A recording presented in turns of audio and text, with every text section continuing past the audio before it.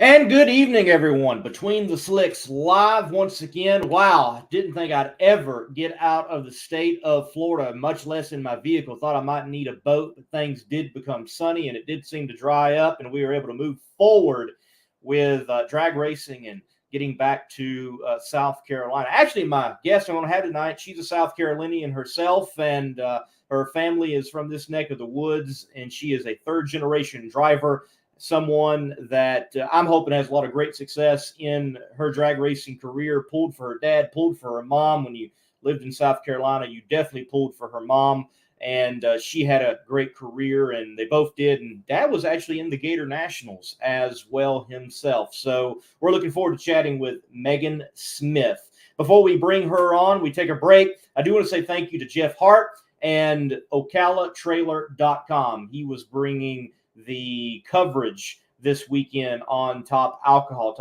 Funny Car, and Top Alcohol Dragster at the Baby Gators and the Gator Nationals. He was supporting that. I appreciate that much so. If you are looking for a trailer, from easy loaders to utility trailers, enclosed trailers, or anything customized, check out OcalaTrailer.com. We're going to take a quick break, and right after the break, Megan Smith on the show. We'll chat with her about burning nitro in Top Alcohol Dragster. If you own a beautiful modern muscle car like this 1320 Challenger, I'm sure you don't want it stolen. Because the Challenger and many other modern vehicles have an easily accessible neutral release strap. That was your coin holder in your central console, and beneath that there's this red cord that someone can pop, put it into neutral, and potentially easily steal your car. But at Destroyer1320.com, they have the TDS, Theft Deterrent System, which is a cover over that strap using factory mounting points so that you don't get popped by a thief. So make sure to go to Destroyer1320.com using promo code MMR for 15% off and get your Theft Deterrent System TDS and steal the thieves' hope. Boom! Welcome to the show, Megan. Good to have you on. Thank you. I appreciate you having me. Yes. All right, so let's get this out of the way. So, in Top Alcohol Dragster, here you are, you're racing, you're doing your thing, but, because you're in Top Alcohol Dragster, a lot of folks may not realize when they hear Megan Smith is pretty common throughout the United States, and connect all the dots. I mean, sure, Alan Reinhart, whoever else, they do the best. But I'm gonna bring this photo up. You're probably gonna hate me for this one, but like baby photos right here. Here's mom, dad. This is back in the day, the Powerade area. But yeah, explain your folks and you being a third generation driver. Yeah. So as you can see in the picture, I grew up watching my parents drive full time. They had the Fram and Prestone deal about till I was 4 years old. So I grew up on the road, grew up on center stage with my mom, and I always wanted to be in the middle of it, between being in the pit working on the front wheels or being on stage waving to the fans. Well, you certainly were in the thick of it. Your grandpa Paul is one of the most fascinating characters, I think, out there in the NHRA pits. And I was over there with the funny car while Murph McKinney was over there. I found him, and Murph was hiding out. Here comes Paul, and Paul's like, hey, we got this. You can weld up, blah, blah, blah. And eventually got to the point where he's like, well, I woke up this morning. That's what I did wrong. Such an interesting cast of characters over there for sure in your family. And again, as I mentioned at the start of the show, coming from South Carolina, and your mom, Rhonda, and the whole family being, just down the road here in Anderson, Williamson, South Carolina, had to pull for her in NHRA competition. So it is very cool to see someone back out there, because they're out there with you. Mom's backing up the car and dad's doing the tuning, and it's kind of like the whole gang is back out there, well beyond just the funny car. So break down the operations that were happening for you all at the Baby Gators and the Gator Nationals. Obviously, we're going to talk A-Fuel, but you had the Nitro funny car there as well, and made the show. Right. That was a big deal for us, getting both cars qualified. Getting the funny car there was a little more stressful than getting the A-Field Dragster there because we were there um, at the baby Gators. But then I had to drive my dad to the airport to rent a rental car to get him to West Palm for him to pick up the truck and go to Gainesville. So when we say we're a family operation, we really mean it. My dad and I drive the trucks, drive the rigs down the road, and we're setting up, and we do it all so we can go racing together as a family. And I honestly wouldn't want it any other way.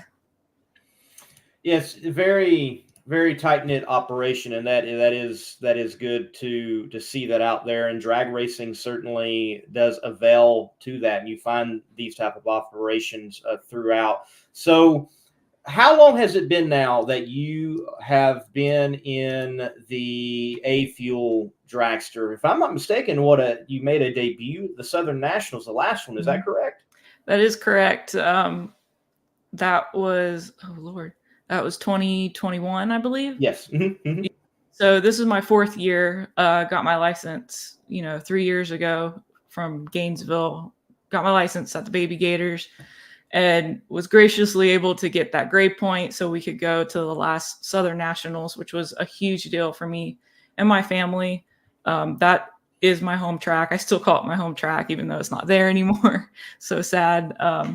But it was just a 45-minute drive down the road for us. And so that was a huge deal, making my debut and being able to drive down that track that my parents and even my grandpa Paul has driven down. So that was a big deal for us.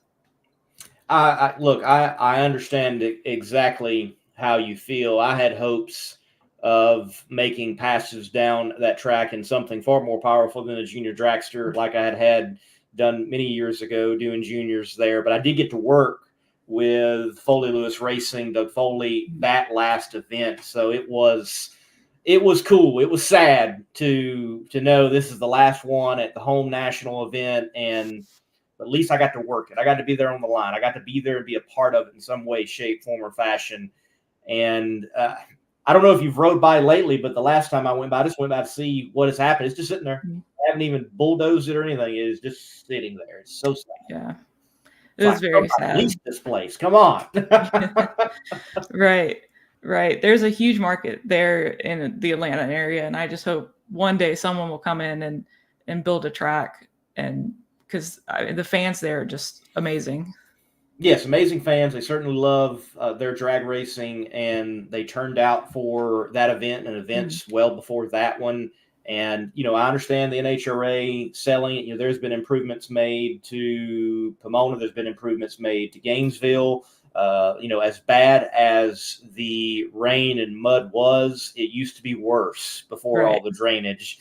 And, we're having a new tower built in Indy. So all of that kind of comes from that sale. I get it. But yes, I agree. Would love to see someone come back into the market with an NHRA drag strip that is suitable for a national event and regionals and things of that nature.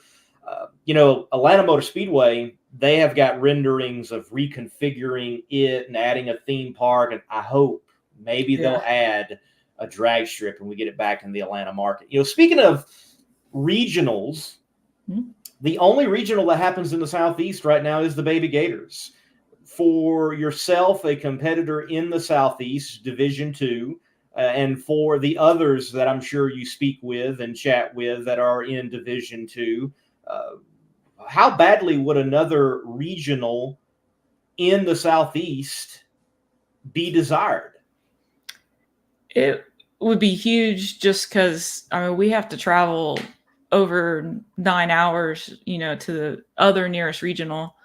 And it's the reason we don't go to more regionals. New England is a huge drive for us. And you got Maple Grove and Lebanon Valley. And, it's hard for our program to travel that far and reason the cost of doing so. I've heard, different tracks being thrown out and stuff. And I would love to have at least one more track in the Southeast for us, me and Sarah Allen, and I'm, sure there's others. Right, it would be beneficial to have another one in D2, and I certainly think there are those that I think South Georgia Motorsports Park, they could host it. Rockingham, with all the updates they've been making, it looks like they could certainly host a regional. There are tracks again in the Southeast that could do it, even with losing Atlanta. So I certainly hope we see that happen in the future. Because you're right, Epping. People don't. I mean, yes, it's East Coast. South Carolina and New Hampshire. That's East Coast, sure, but you can get to Texas before you get to New Hampshire. Right. On Interstate 85 and 20. And, you can probably get to El Paso before you get to New Hampshire in the same amount of time. Maybe, possibly. I don't know. Right. But it is a long haul up there. So you are relegated to, baby Gators and then the handful of national events that host alcohol here in the Southeast, unless you're making that long haul. Yeah, definitely. That's why we went to Louisiana at the beginning of the year, because we figured that one was even closer than Epping would be. So we're trying to spread our regionals a little bit smarter for us. And, I love Virginia's at the end of the year. That's a pretty close one for us, but people don't realize it's still Division I. Yes. So, yeah, it would be huge for our program to bring in a track, and Rockingham is a great one. I've seen their improvements to the track. We've actually tested there a couple of times. So it would definitely be huge for our program to add that. Speaking of what we're talking about, I had this handy map up in store from last night during the Competition Plus Power Hour.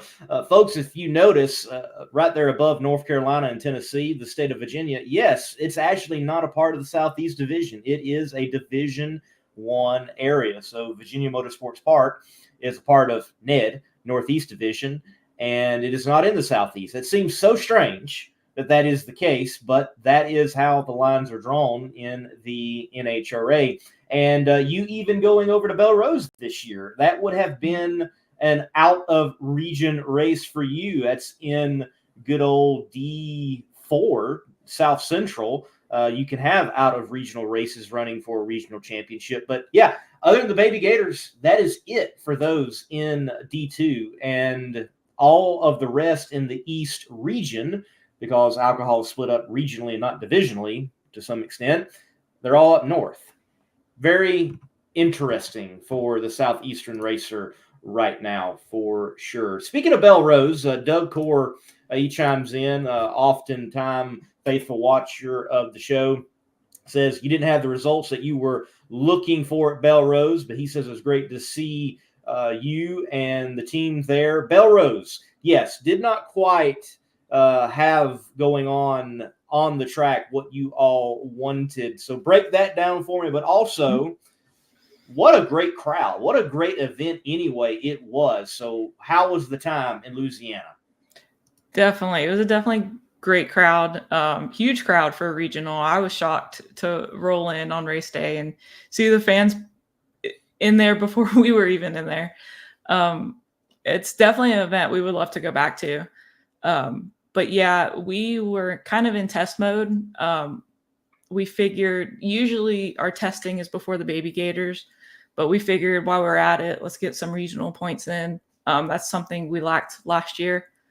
And so we knew the car count was going to be close to 8. So we figured we could go and do some testing and still get qualified. So we, acquired new parts over the winter, and the bell housing was inside the bell housing was a big one for us, and that's what we were testing. And my dad had a little struggle with smoking tires, overpowering the racetrack.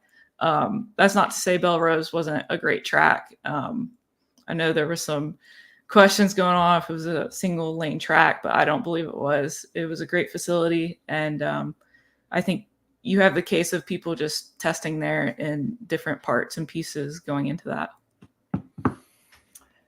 I think there could be the argument maybe round one, yet you got Christine Foster in a funny car able to go down and get a win. So, look, Randy Meyer has told me many times, you got the racetrack you've got, and you got to tune for whatever lane you're in and get it down however. So just that's a reality no matter which way it goes around. Now, rolling into the Baby Gators, it seemed like that test mode was still there. Y'all are still trying to figure some problems out with the car. We joked about it. It's like you had a turboed A fueler because, I mean, the speed was there, but where is the ET going? Like, we're not getting that. So what were the developments from Belrose to the Baby Gators into the Gator Nationals of figuring out what the heck it was? Right. So after Belrose, we after eliminations, we did one test hit and we were able to get down to half track, and then it ran into shake, and I let off because it's a test pass.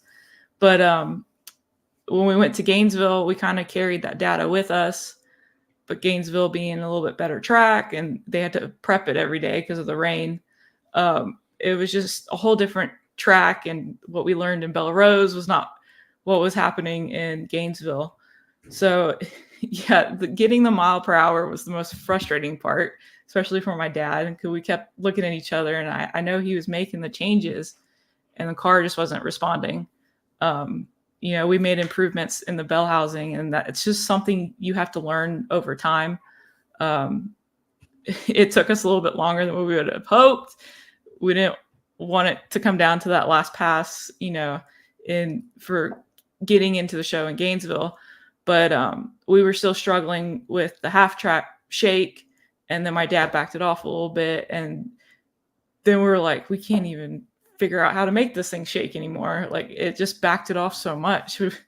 We're it is our fourth year, but we're still learning, and you see the teams out there, they have 20 years on us at least of just information and stuff. And my dad, will go to different teams and ask, hey, can you give me a bone here because we're struggling so much. But they were all like, you're close, because you see that mile per hour and everyone's like, it's there. It's just getting that 60 foot down. So what you're saying is that injected nitro racing in the alcohol ranks is actually wildly different than running a top fuel dragster or a funny car.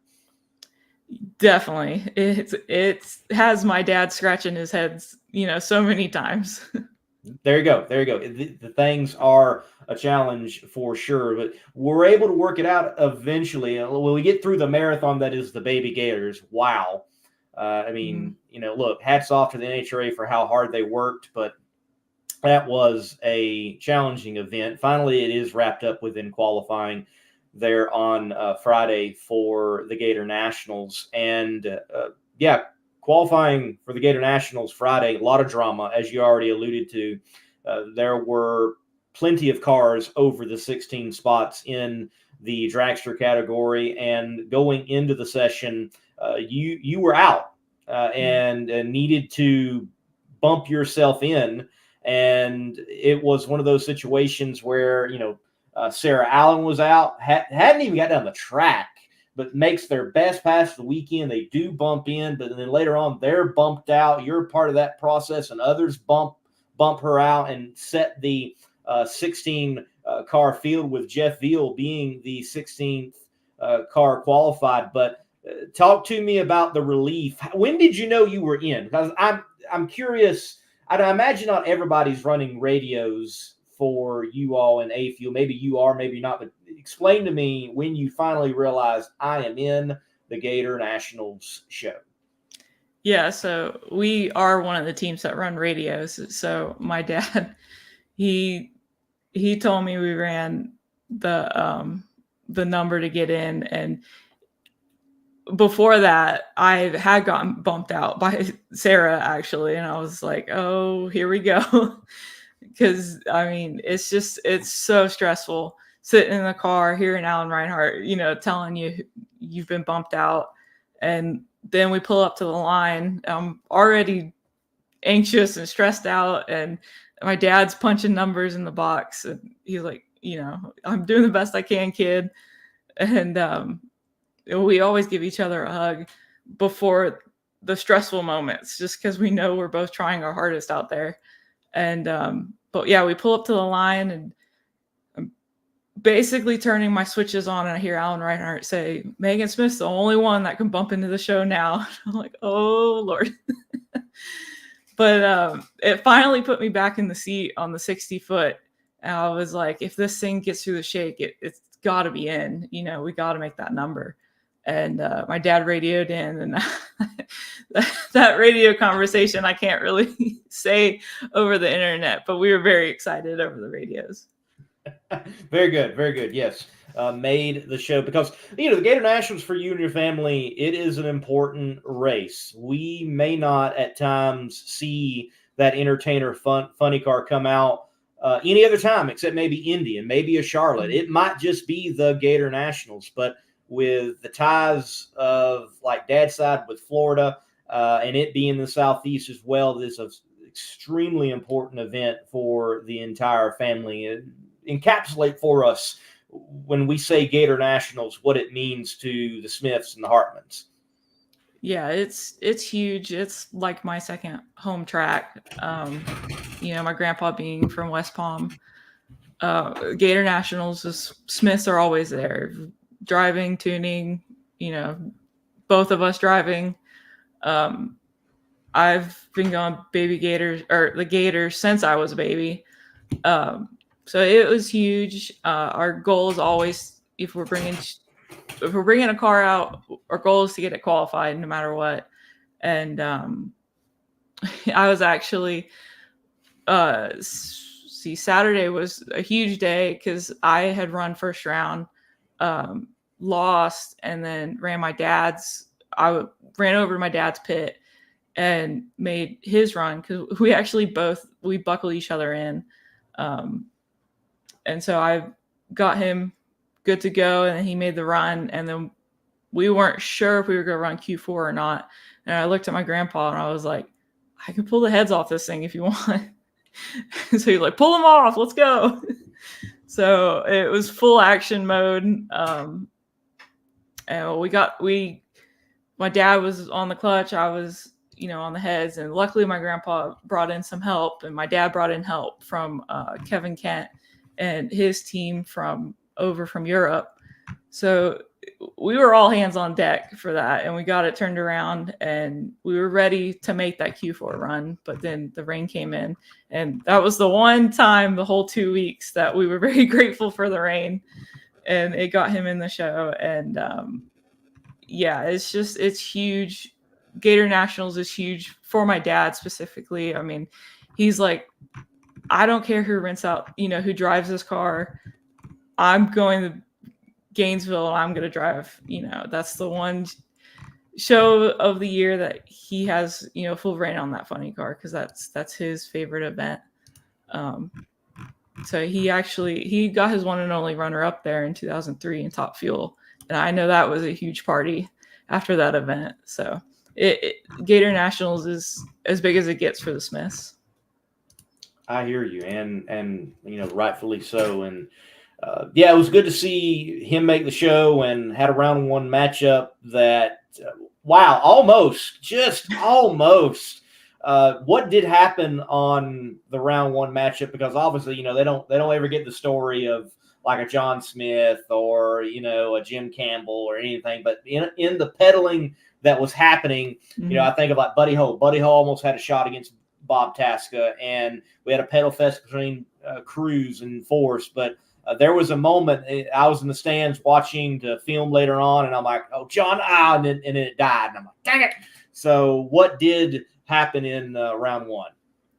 He actually had the master cylinder and the brake go bad on that run. That's why it just looks really weird, taking off. And it just went straight into shake. And he was like, I'm not going to pedal this thing. So it was one of those weird deals where, if that hadn't happened, he probably would have pedaled and got at least gave Austin a run for his money. For sure. It was out there for the taking. Round one was when I got to the track and you could the air was cool in the breeze and yet you had a warm sun. I'm like, ooh, this is something we haven't seen the entire weekend we've been here. Round one is about to be quite interesting for the fuel cars. Well, past the Gator Nationals this year, what does it look like for Hartman Smith Racing for you and the rest of the operation? Yeah, so we're gonna hit Charlotte next. That's our home track. We have some regionals this year on our schedule that we've never run before. Looking at going to Norwalk possibly, and going up to Maryland. We have been there before, and we enjoyed ourselves, so we figured we get some crab while we were up there. But yeah, just hitting our normal nationals, nothing new on that front. Just trying to do more regionals. I had Redline Oil step up this year, so we were able to add some events, and we're always looking to add events and possibly make a Western swing if I can get some money. My parents always say it's about that money, kids. So always searching for sponsorship and stuff like that. The funny car, I believe it will be in Charlotte. We're working on getting the rig up to South Carolina, so it's a little bit less of a daunting task for my grandpa. We'll run Indy and look at other events that aren't on the A-Fuel schedule. So like Bristol and Virginia. I love Virginia and going there. So yeah, that's pretty much it. Got some exciting things in the works, and just trying to play the game right. That's right. Keep playing the game right. And it is certainly a game out there. Certainly glad Redline Oil stepped up and is assisting out there in your career and your driving in the top alcohol ranks. Now, where do you hope this does all get for you? Do you desire to drive Top Fuel one day, or are you comfortable in the top alcohol ranks? Where do you want drag racing to go? Because, I find it fascinating. You talk to someone like Megan Meyer, and there never really was any aspirations to do Top Fuel. And you talk to others, and like Jackie Frick. I don't think Jackie has ever stepped on a Top Fuel pedal. She has been in, I can't think of top alcohol dragster and not think of Jackie Frick or Karen Stalba and, a few others like that. So where are you in the drag racing world that you want to get to? I definitely want to make a Top Fuel debut soon. I've tried to talk my grandpa to let me in the funny car, but I don't think that's going to happen. I've said I'll drive anything with four wheels, so don't put me on a motorcycle, please. But yeah, my aspiration is to go Top Fuel racing, to follow in my parents' footsteps. That's my ultimate goal. Our operation, we did A-Fuel just for me to learn and make it that next step and get my name out there. And it was better financially for us to run the A-Fuel car. I'm always teasing my dad, we just need to put a blower on it and go racing. But, it's like I said, it's about finding that sponsorship dollar and taking that next step. But yeah, I would definitely like to get my license soon. All right. Very cool. Very cool. Well, you are certainly with the right group to do it. Grandpa many years ago had a drag racing school and was licensing people. I think probably the well-known product out of it would be Jeff Arend and that win, and it's got Paul Smith drag racing school on it. And I think, where was that? That might have even been Rockingham? That was Maple Grove. Oh, Maple Grove. Okay, there you go. Yep. Maple Grove. Okay. Yeah. Interesting fact. I actually have the bell housing we believe it's from that car. It's 1996. It's on my car. Fascinating. Yeah, my grandpa kept everything.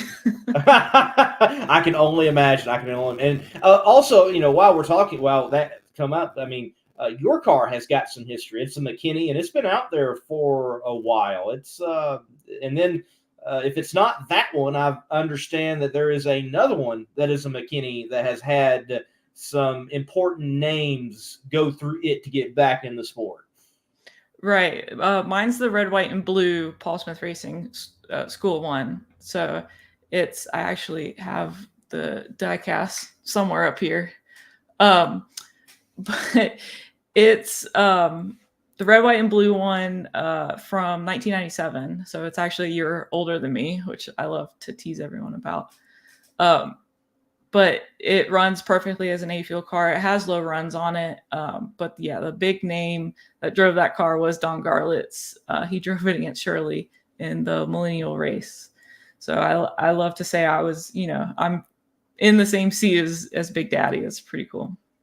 Yeah, it's just fascinating when you start diving into the history of these cars, how long some of them have been around, the foot boxes especially. And it is just interesting who has been in this ride and been in that ride, and how this car has, went through the circuit, if you will, with so many different drivers and people, hands-on with it. It is fascinating, the chassis stories that are out there in drag racing, and you all certainly have one of the better ones with that hot rod. It's pretty cool.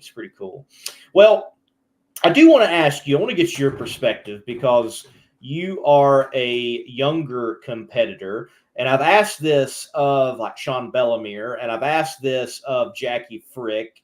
You could argue definitely statesmen, individuals of top alcohol, dragsters and funny cars. Your perspective on treatment from the NHRA. What are your thoughts? You haven't been doing this very long. You haven't encountered the NHRA as a competitor for that long. But what do you see? What do you feel? And I think it's important, especially from you all with an injected nitro dragster, because there's nowhere else to race, really. Right. Yeah. When we came in, my family from, the top of the sport, the top series, there was a few things that, took us by surprise, the purse being one of them, specifically for regionals. It's not great. I wish that would improve. You see this awesome car count, especially at races like Gainesville, and some of the bigger regionals, you got 20 cars running for eight spots. So the sport, the series itself is doing great. It's just getting more eyes and, maybe a little bit more attention. You see the show at Bella Rose, the show that they put on. People love it, especially at the smaller tracks. People love the nitro. We are the show of the race weekend. People, all sportsman racing is awesome, but people come in for that.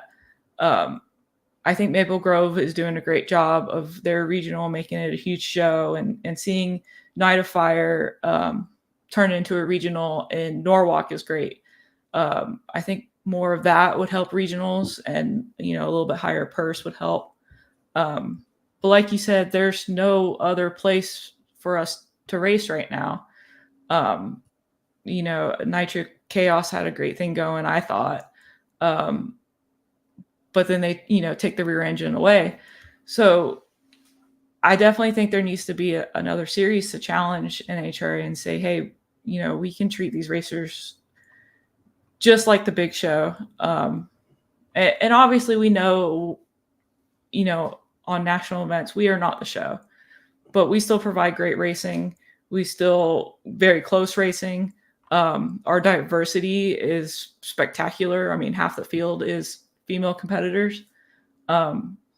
There's stories there, just like there is in the big series, in the Mission series. I would love to see someone else come out with a series for us to run. I'm a very proud component of trying to make that a thing, and we're working with a series to possibly make that happen in the next few years. So, having Tony Stewart come in is great. We have a bunch of people that came in, bunch of fans that came in and saw this awesome series and awesome racing. And then now you have Angel as well. But when those people leave and go to the Mission Series, I hope we can keep as many fans as we can watching our series. You mentioned Tony Stewart coming in. That did put a lot of great eyeballs on the class in particular. And I'm sure for people that do not know drag racing that well, they are looking at, well, that's top field dragster. No, let's clarify and get that cleared up. And now we do have a bona fide legend of the sport, Angel, in the class and bringing attention to it. I think it's something that, one, I would love to see the top fuel teams create more driver development programs, just like what Antron's doing. I hope that past Angel, and I believe his intent is to continue to have that driver development, and you've got them going through the A fuel, the top alcohol dragster ranks. I hope we continue to see that. I hope we see more do that. I hope a Tony Stewart Racing steps up, whether it's a partnership again with McPhillips or their own A fuel ride, because that car is basically sitting in a shop in Indy, from what I understand. Hey, put that out, and it's a TSR product driver development type situation. I also would love to see the ranks, kind of like what Angel's doing. I would love to see those in top fuel. Maybe they're part-time top fuel racers, maybe, for example. I would love to see them go and run A fuel every now and then and bring attention to that class. Or maybe someone is like, I'm done racing top fuel, which with drag racers and John Force and Chris Karamessinis and Luigi Novelli, like, apparently you're never done. Like, you just keep going on and on and on. But I would love to see, like, when they get toward the end of their career in top fuel, go back to A fuel, do some A fuel racing and bring attention to it. That's what the Xfinity series and especially the truck series used to be for NASCAR at one time. It wasn't a bunch of young kids. You had the young kids, but you had Ted Musgrave and you had Bobby Hamilton. You had all these great names that were in Cup at one time, racing at a lower level, but still bringing a lot of attention. I hope that happens for the top alcohol class eventually and as well, or we just have great stories like Stan Seapost coming out of nowhere and entering back in funny car, like, wow, that wasn't on my bingo card for the baby Gators and the Gator Nationals. So you mentioned, by the way, you mentioning Nitro Chaos, we won't go fully there, but Chris has stated if the nitro injected rear engine dragsters, if they find a sponsor, he would run it. So it's out there. Find that sponsor, find that money, and he would run them, just not a part of the Nitro Chaos side. It'd be like A Fuel Chaos or something like that. But the offer is on the table. So y'all all band together, it would certainly happen. But I definitely think it needs to happen for you all running in another series. Not sure who would want to tackle that. I think there are some great spots. Maybe that will happen in the future. But I do like, as you mentioned, the moves that you have, like Bill Bader Jr., really showing that, hey, there's value in these cars running the quarter mile as quick and as fast as they are. And he's going to put the regional. I mean, people are going to earn, I think this might be the first time ever anybody's going to earn points at the Night Under Fire event in Norwalk, Ohio at Summit Racing Equipment Motorsports Park. That's wild to think about. Yeah, it definitely is. I think that's going to bring a great car count up there. And I already know it's a great show, so it's going to make it even more wild up there. It is. Matter of fact, I got to email Bader and be like, hey, let me come on in. Because, it is fascinating how little attention you all do get. I mean, I did not realize covering alcohol would be probably the most challenging categories to cover. At times running you all at 9:30 and then being sometimes the last thing down the track. People don't realize for me to film interviews, all that, like there was 2 nights this past weekend at Gainesville that I hit the pillow at 2 a.m. To get that little reel out, get it scheduled, and release in the morning after everybody running last thing. And it is like, why? Why are we running these cars last? Yeah, that was brutal. Gainesville, we were the last. Well, I'm not sure if we were the last cars on track, but we ran late at night on Friday night, and then we had eliminations at 9:30 in the morning. So it's like, and that, they bumped up the schedule on Saturday, but that was still a part of the schedule. Is we were going to be the last cars on track one day, and the next day we're the first cars on track, and that's that's brutal for our guys. They have to travel to the hotels. That's why we as a family got a camper and are staying at the track, because you never know when they're going to call you. And you never know when your last run's going to be. So, sometimes my dad is up till 3 a.m. servicing the car, and then he just passes out in the camper. So it's definitely something that does need to be improved, and NHRA needs to look at. And like I said, I understand we're not the show at national events, but we still need to be treated with respect as a class.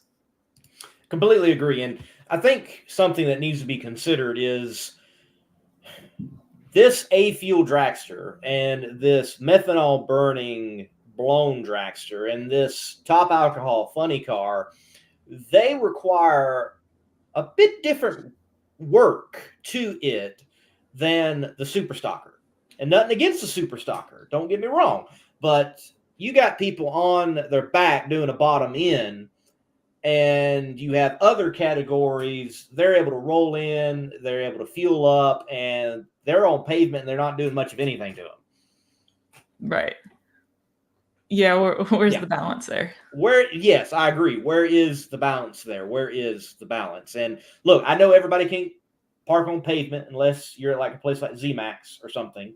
I get that. But nonetheless, I think it has to be considered, what are these crew people doing in between rounds, and make adjustments there for where they're pitted and where they're going to be, and how they're going to experience, an NHRA event. So yeah, definitely some things to be worked on there for sure. And no telling when we'll see anything turn around about that. I do know some things are happening in alcohol, and there is an advocate out there, if you will, now. And I know the first meeting took place. Hopefully some things come of that, and things will move forward. But, I would love to see. Here's something I'm like, I don't quite understand. I understand for TV, for the pros. I get it. But what I don't understand is the configuration when everything was tape delay after 2 hours running at 10:30 a.m. on Sunday. And what I mean by that is the finals came on at like 9 o'clock on FS1, if I remember correctly, 9:30 possibly. But they ran fuel as if it was needed to get in at a certain time, even though it was a tape delay product. And Top Alcohol Dragster and Top Alcohol Funny Car ran behind junior dragsters. And I'm glad the juniors ran. Don't get me wrong. I want juniors to run. I want them to be on that stage. But yeah, it's those type of things that baffles me. It baffles you. It baffles everyone in alcohol. Like, what is going on here? Right. You had an opportunity to run alcohol in front of fans, and you don't. Right. And that they were. It puzzles me too. Let's put it that way. It doesn't really make sense. It's brutal when you see the nitro class run, and then, all right, fans, good night, see you tomorrow, and alcohol is sitting in the lanes. It's like, why not mention, hey guys, alcohol's in the lanes. I know Alan Reinhart tries his best, his damnedest, but I know he loves the class as well. But it's just, it doesn't make sense sometimes, the schedules and the way they play it out. No, I completely agree. Sometimes it does not make sense. And yes, there is a schedule, but that schedule changes a lot. I've been to enough national events that it is not the straightforward hit this time as we all think. Like, right, it's very fluid very fluid. Lucas Oil Drag Racing Series for sure. Yes, extremely, very much so. And from what I can tell, there is in fact worked into the schedule behind time, because it's very easy for a drag race to get behind schedule and it not feel like it's behind schedule. Every wreck, every oil down, they all push things beyond. I just really don't understand the final round scenario, because you were not under a TV live window. It was a TV tape delay scenario. So that one still what was the rush to push the fans out, Right. And then again, run Dragster's right behind Nitro. Junior Dragster, excuse me. I'm like, yeah, that should have been done before. I'm like, okay. Yeah. That's an interesting move. Very interesting move. So, and look, I'm so glad that they got the juniors in, but you don't run. Yeah, very interesting for the run order in that time, in that place, and because it looked like to me there was plenty of time, because everybody was ready to go down there in the alcohol ranks, that you could have brought alcohol up, run them even before Pro Stock Motorcycle, and go through then the normal transition of eliminations for the finals. So I don't know what's going on there. Yeah, I had a double take at the TV schedule. I'm like, are they live? Because that was a really quick turnaround from the semis to finals. Right. It was. And yeah, not a live TV window. And then too,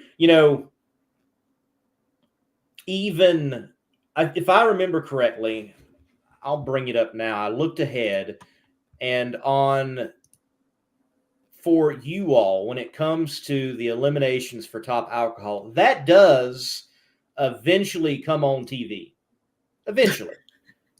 I miss them most of the time. That's what I'm getting at. Let me see. The Sportsman Series, the first time that it will be aired is Thursday, March 21st.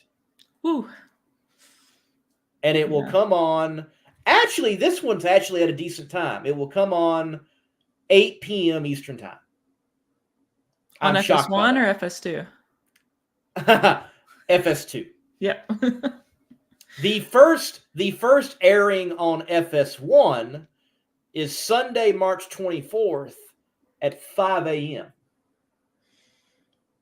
Yeah. And see, I don't have a DVR or anything, so I'm not watching it most of the time, and I can't save it. So.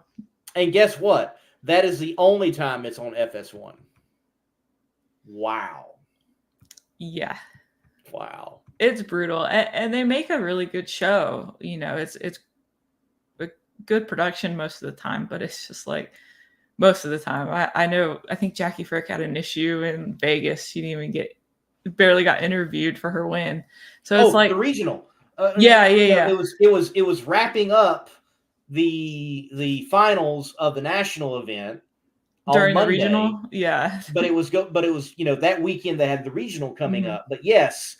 Because I was there, I was doing my thing while being out there, and the individual they had doing top end interviews, which I'd never heard of the guy, but he was gone, and like Jackie self-interviewed herself. I mean, I wish someone would have told me what was going on the top end. I would have rushed up there real quick or something and handled this thing, but if anyone could have handled that well, it was Jackie, though. Right. Yes, it was Jackie. She can certainly pull it off. Yeah, that was an interesting case of after the national. But you bring up that national event that is one of those people are scratching their heads. Like, why?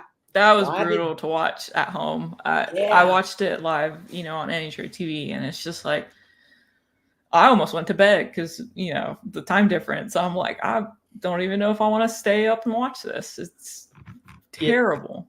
It was bizarre. The desire, let's run jet cars, that then we got to prep after them, and then finally run the Legends Nitro Funny cars, and then the sandstorm kicks up, right? And it's like, guys, probably could fans. We got jet cars. Probably could have got all this in if you didn't run the jet cars, right? Right. It's NHRA needs to look at it like, you have another product here. You have like an Xfinity series or a truck series or whatever. You have something else that you can, make a show, treat them like it. Right. So. Yes. No, I completely agree. And I am on my side of things trying to do what I can. And I know there's other people trying to do other things. And again, great drag racing, great stories. I mean, what a great story with Jeff Veal versus Joe Maynard in the final round of Top Alcohol Dragster, and good story with Ulf and Phil Ez in Top Alcohol Funny Car. You look at who was there in Top Alcohol Funny Car, and you have a situation where it's like, Phil Ez isn't quite the one you expect to be here, but his program is moving in the right direction.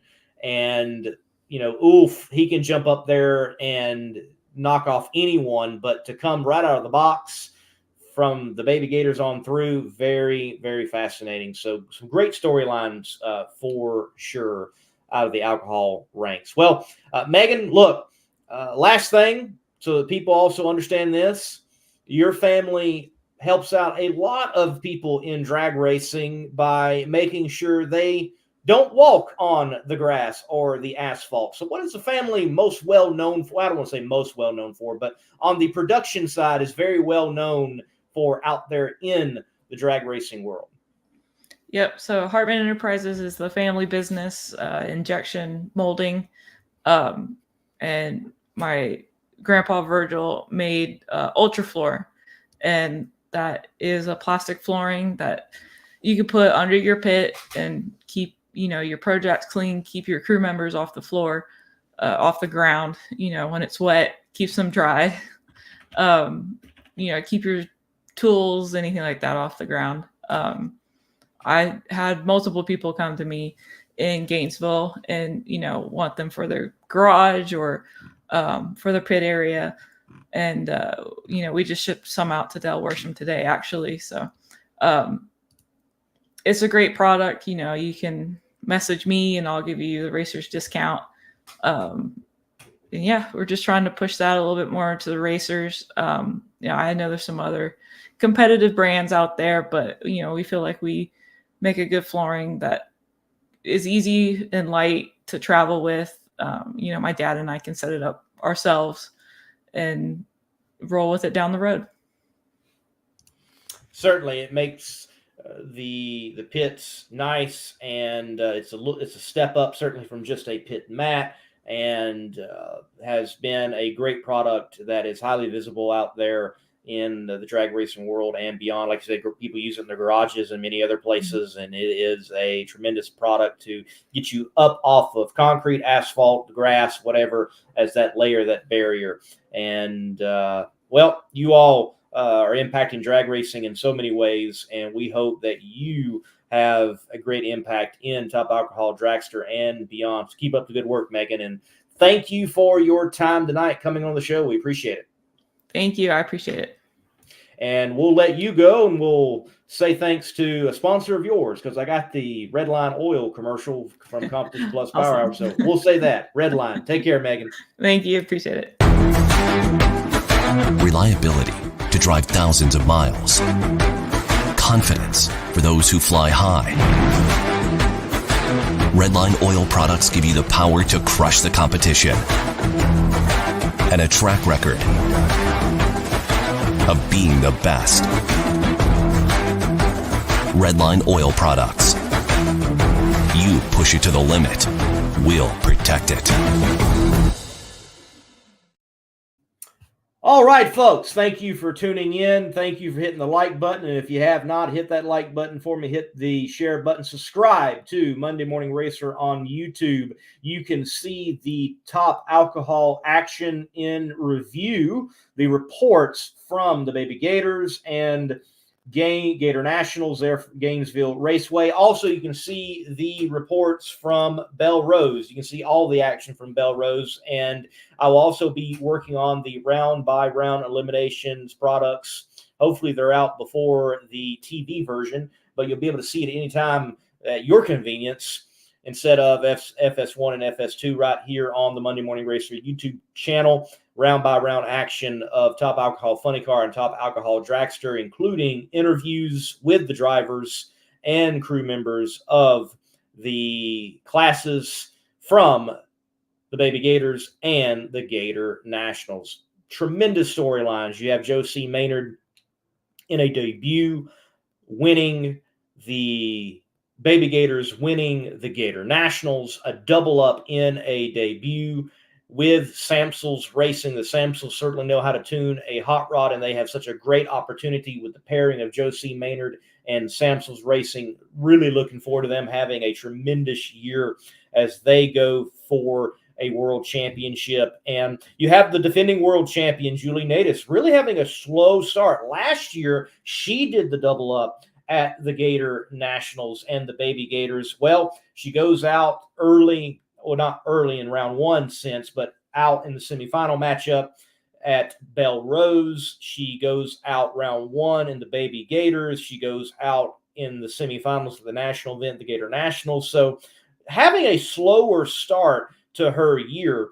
And then you have someone like Jackie Frick is able to go out there, win Belrose, and then it goes out round one of the of the Baby Gators, and then Gator Nationals, makes it to the semifinals. So interesting start for her as well. And that's not even including those of the West region. And the West region, we'll see them in action coming up at the Winter Nationals in Pomona. I will not be at the Winter Nationals. That is not slated on my schedule. I will be attending the opener for the Southeast Gassers Association at Brainerd Motorsports Park in Ringgold, Georgia. Going to go down there and witness the first race in a new era of the Southeast Gassers Association with Leslie Horn, a.k.a. the Chick Magnet, owning the Southeast Gassers Association. So we will bring you content and action from that race. And then right around the corner is the big one. That is the Funny Car Chaos Classic, including Nitro Chaos at the Texas Motorplex. Drag racing is certainly at full song, and looking forward to all that this year has for us in drag racing. It will be a tremendous one for sure. Hit that like button, subscribe to Monday Morning Racer on YouTube. Thank you all for watching and hearing what Megan Smith had to say. A young rising star within NHRA drag racing, and certainly hope that she is able to live out those dreams that she has and carry on the family name. I pulled for her mom way back in the day and her dad, and it's good to see her out there doing her thing in the sport. Make sure that you keep an eye on Top Alcohol Dragster and Top Alcohol Funny Car right through the Monday Morning Racer platform. A lot of interesting storylines happening with those classes. To each and every one of you, God bless, and keep the pedal to the metal. Power-Built Tools exemplifies innovation in the tool industry. From hand tools, power tools, and even tool storage. Check out powerbuilt.com for Power-Built Tools. And remember, use promo code MMR15 for 15% off at purchase.